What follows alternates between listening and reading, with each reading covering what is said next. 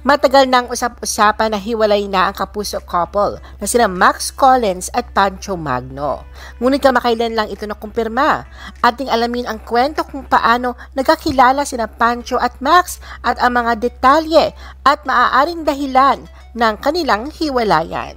The Philippine Showbiz List presents paano nagsimula at nagwakas ang relasyon ni Max Collins at Pancho Magno. How they met. Taong 2011 ang unang mag-cruise ang landas ni Max at Pancho nang lumipat si Max sa Kapuso Network kung saan nagkasama sila sa isang acting workshop. Aminado si Pancho na hindi pa man niya nakita ng personal si Max ay crush niya ito. Nang panahong yun ay alam na umano ni Max na may crush na sa kanya si Pancho. Pagbabalik tanaw pa niya na nung una niya makita at makasalamuha si Pancho ay napreskuhan siya sa dating nito. Nang dumating daw ito ay lahat umano ng kasamahan nila sa workshop ay binati niya maliban sa kanya. At ang matindi pa nga raw niyan ay tumabi ito sa kanyang umupo at nagtanong lang sa kanya kung ano ang kanilang gagawin dun sa nasabing workshop. Ni hindi man lang daw ito nag-hi o hello sa kanya. Kung kaya hindi niya maiwasang isipin na mayabang ito at tingin pa niya ay may pagka-playboy ito. Ngunit taliwas sa unang impresyon dito ay biglang nagbago nang mas makilala ni Max si Pancho ng lubusan. Dito raw niya nalaman na mabait ito at sadyang ganun daw talaga ito makihalubilo sa iba at kung aakalain ay mahangin siya pero ang totoo pala kaibigan ito. Sa dalas sa pagsasama ay naging matalik na magkaibigan sina Max at Pancho. From friends to lovers. Pagbabahagi pa ni Pancho na tuluyang nahulog ang loob niya kay Max at nagpahiwatig na nararamdaman niya para sa aktres na mapanood niya ang pelikula nitong Bamboo Flowers kung saan may eksena doon na hinalikan ni Max yung farmer na asawa niya sa pelikula. Matapos nito ay tinext niya daw agad si Max at binati niya sa ganda ng pelikula nito pero humirit si Pancho na sana siya na lang daw ang naging magsasaka. Mula sa pagiging magkaibigan ay hindi na nag-aksaya pa ng panahon si Pancho at dito na nga ay nagpadala siya ng mensahe kay Max kung pwede ba siyang manligaw. Ngunit ayon kay Max ay tinanggihan niya ito nung una sapagkat ayaw niya muna at sinabi niya kay Pancho na tanging pagkikipagkaibigan ang kaya niyang ibigay.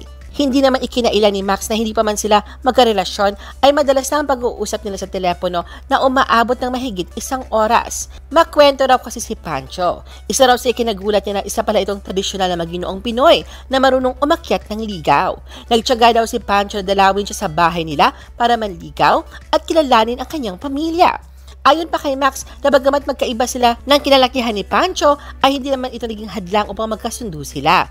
Kung si Pancho ay mapagka-conservative, taliwas naman ito sa kinalakihan niya sa Amerika na liberated ang kultura.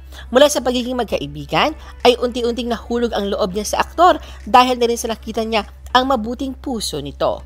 At noon ngang 2013 ay binigay ni Max ang kanyang matamis na oo kay Pancho at sila ay opisyal na naging magkasintahan. Ilang beses mang matanong noon sa tunay na estado ng kanilang relasyon ay hindi naman ito binibigyang detalye ni Max at Pancho. Ngunit noong 2016 ay tila wala nang magawa si Max nang kumpirmahin niyang boyfriend niya si Pancho.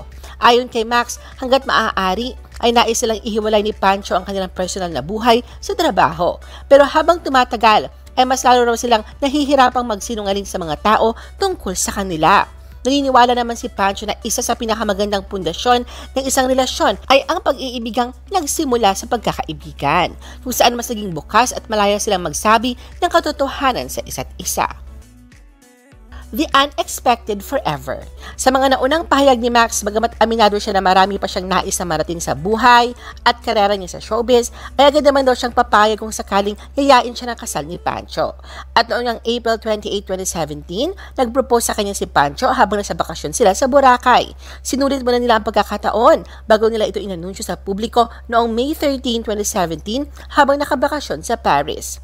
Kwento pa ni Max na hindi umano niya ini-expect yon at talagang nasurpresa siya kahit na alam niya nagpapahiwatig na ng plano noon pa man ng pagpapakasal si Pancho.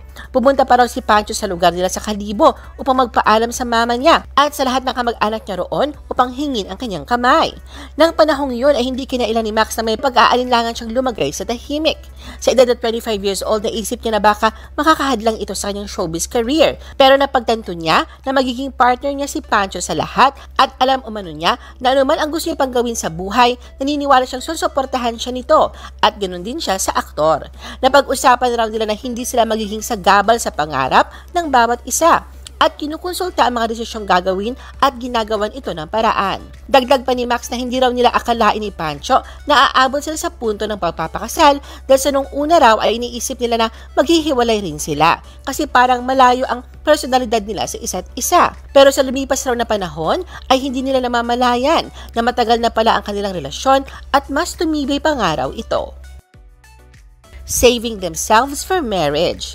We just want to make everything right in the eyes of God. That's what's important to us. Ito ang ibinunyag ni Max sa interview sa kanya kung saan naging bukas siya sa pagbabahagi na nilalaan nila ni Pancho ang kanilang sarili para sa kasal kung kaya espesyal na araw yun ng kanilang buhay. Naniniwala si Max na yun ang nararapat lalo na sa harap ng Diyos. Isa rin umano sa nagpatibay at nagpalalim ng kanilang relasyon ay ang faith nila sa Diyos. Sa isang panayam kay Max, ibinahagi niya na nakita niya kay Pancho ang lalaking nais niyang makasama habang buhay. At matapos nga ang mahigit na 4 na taong relasyon ay ikinagalak ng marami ng sa wakas ay mauwi sa pag-iisang dibdib ang kanilang pagmamahalan. Ikinasal sina Max at Pancho noong December 11, 2017 sa pamamagitan ng isang Christian ceremony sa Manila Marriott Hotel sa Pasay City. Naging emosyonal ang naturang okasyon nang maluhaluhang magtagpo ang dalawa sa harap ng altar at nagpalitan ng kanilang wedding vows na tanda ng pangako at panunumpa nila sa isa't isa sa harap ng Diyos na magsasama habang buhay sa hirap man o ginhawa. Dream and plan together. Bago pa man makasal ay nauna nang ipinahayag ni na Max at Pancho na napagkasunduan nilang hindi muna sila magkaanak dahil sa nais muna nilang sulitin ang pagsasama nila bilang mag-asawa. Bukod pa rito ay nais din nilang makapagpatayo muna ng sarili nilang bahay bago bumuo ng pamilya. Hindi nilihim ni Max isang panayam noong 2018 na mula nang makasal ay hindi raw sila tumitigil ni Pancho na magtrabaho at kung minsan pa nga raw ay hindi sila nagkikita dahil sa magkaibang schedule nila sa trabaho. Tuwing Sunday lang daw sila nagkakasamang mag-asawa dahil importante na nagsisimba silang dalawa. Dagdag pa ni Max na praktikal ang kanilang desisyon pero kinailangan umano ito sa paghahanda nila sa kanilang hinaharap. Bagamat hindi umano sila nakikitang madalas, ay ginagawan umano nila ng paraan upang mapanatili ang komunikasyon nila at siguraduhin wala silang nakakaligtaan sa isa't isa. At noon ngang 2019, masayang ibinalita ng dalawa na natupad na nila ang isa sa pangarap nila na magkaroon ng sariling bahay na siyang pinagpapasalamat nila sa bawat isa sa patuloy na suporta at tiwalang binibigay. First-time parents. Masaya na mahirap. Ito ang pagsasalarawan ni Pancho at Max nang salubungin nila ang pangalan nilang anak na si Sky Anakin sa kasagsagan ng pandemya noong July 7, 2020 sa pamamagitan ng water birth sa kanilang tahanan. Iba raw ang sayang naramdaman nila nung lumabas ang bata. Isa umano sa challenge na naranasan nila ay ang kakulangan sa tulog pero worth it naman daw lahat ng pagod at puyat sa tuwing mapagmasdan nila ang kanilang baby. Pagbabahagi pa ni Pancho na mas humanga raw siya sa pinakitang tapang at pagmamahal ni Max dahil nung nililigawan pa raw niya ito ay hindi nito naiisip na magkakaroon ng baby pero sa nakikita niya raw kung paano ito maalaga sa pangalan nila, aminado si Pancho na ibang Max ang kanya nakikita na lalong nagpahulog ng loob niya para rito. Para naman kay Max, una pa lang ay ramdam at nakita na niya na magiging hands-on father si Pancho at hindi nga siya nagkamali. Alam umano ni Max na noon pa man daw ay pangarap na talaga ni Pancho ang maging isang ama at masaya siya dahil hindi sila pinabayaang mag-ina at laging nakaalalay ito sa kanya. Kung ano raw ang pagod niya sa pag-aalaga ng kanilang anak ay ganoon din daw si Pancho. Breakup rumor. Noong July 2021 ay umugong ang balitang hiwalay na sina Max at Pancho. Ito ay nag-ugat ng mapansin ng netizens na magkahiwalay nilang ipinagdiwang ang unang taon ng kaarawan ng kanilang anak na si Sky Anakin. Sa panayam ni Nelson Canlas ng GMA News noong July 9, 2021, sinabi ni Max na ang mga kaibigan niya nagbigay ng birthday surprise kay Sky kung saan hindi nakarating si Pancho dahil sa trabaho. Nagdaos din ng hiwalay na birthday party si Pancho para sa anak at si Max naman ang hindi nakadalo dahil din sa trabaho. Dahil sa hiwalay na birthday parties kung saan wala ang isa sa kanila, nagkaroon ng espekulasyon tungkol sa estado ng pagsasama ng mag-asawa. Napansin din ng netizens na hindi na sila nagpo-post sa social media ng mga larawang magkasama sila. Pero paliwanag pa ni Max, gusto na ni Pancho na gawing pribado ang kanilang buhay mag-asawa kaya piling-pili lang ang mga post nila sa social media. Abala raw siya sa kanyang mga proyekto sa GMA at siniseryoso raw niya ang bawat oportunidad na ibinibigay sa kanya bilang aktres. Kaya malaki raw ang pasasalamat niya kay Pancho na naiintindihan nito ang kanyang trabaho. Kylie Padilla unintentionally outed Max's state of marriage. Sa patuloy na pananahimik ng kampo ni Max at Pancho ay tila kumpirmasyon naman ang nabitawang salita ni Kylie Padilla tungkol sa tunay na estado ng relasyon ng mga ito. Sa ginawang virtual interview kay Kylie kamakailan para sa promotion ng seryeng Bolera kung saan siya ang bida, dito ay aksidente niya nabunyag na hiwalay na sila Max at Pancho. Ayon sa ulat, tinanong si Kylie tungkol sa unang naging kaibigan niya sa showbiz. Dito sinabi niya si Max ang may tuturing niyang unang kaibigan sa industriya magpahanggang ngayon. At dito na nga hindi sila sadyang mabanggit ni Kylie na magkatulad sila ni Max na ikinasal, nagkaanak at parehong hiwalay.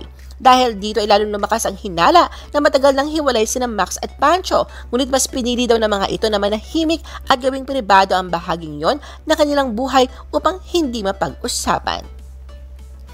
I-post ang inyong comments at reaction sa baba.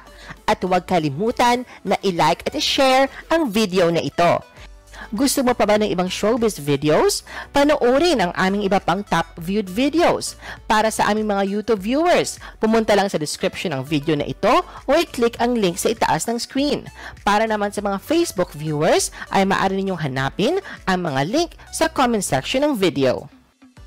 I-follow nyo din kami sa Facebook at mag-subscribe sa aming YouTube channel. Thanks for watching!